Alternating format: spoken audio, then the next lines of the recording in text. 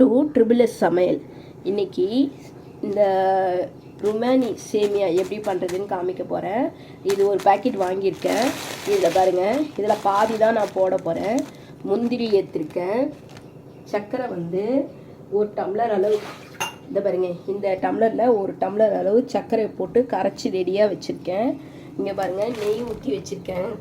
கடாயில் ஒரு கரண்டி அளவு இந்த நெய்யில் முந்திரியை வறுத்துடணும்.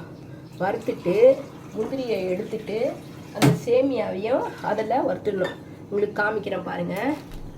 இங்கே பாருங்கள், முந்திரியை வறுத்து வச்சிட்டேன். இங்கே பாருங்கள், அந்த சேமியாவை நெய்யில் வறுத்துட்டேன்.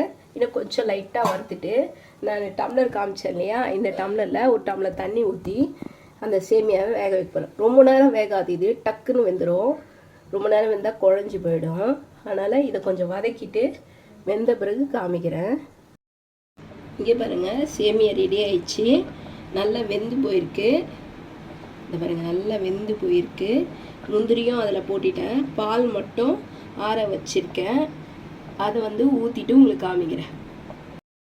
இங்கே பாருங்கள், சேமியா ஃபுல்லாக வெந்து போச்சு. இப்போது இதை பாருங்கள், சில்லுன்னு ஆறின பாலை அதில் ஊற்ற போகிறேன்.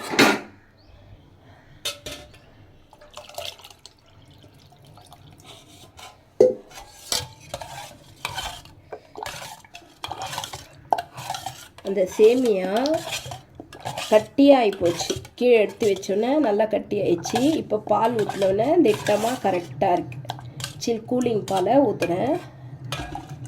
நான் வந்து ஒரு 3/4 லிட்டர் பால் ஊற்றிருக்கேன். இதை பாருங்க,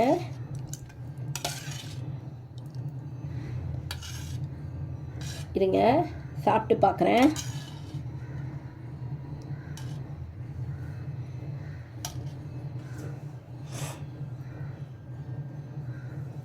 சூப்பராக இருக்குது இந்த பாயாசம். இந்த டிஷ் உங்களுக்கு பிடிச்சிருந்தா லைக் பண்ணுங்கள், ஷேர் பண்ணுங்கள், சப்ஸ்கிரைப் பண்ணுங்கள், பெல் பட்டனை டிங்குன்னு வச்சுருங்க. Thank you very much. இன்னொரு டிஷ்ஷோடு பார்க்கலாம். பாய்.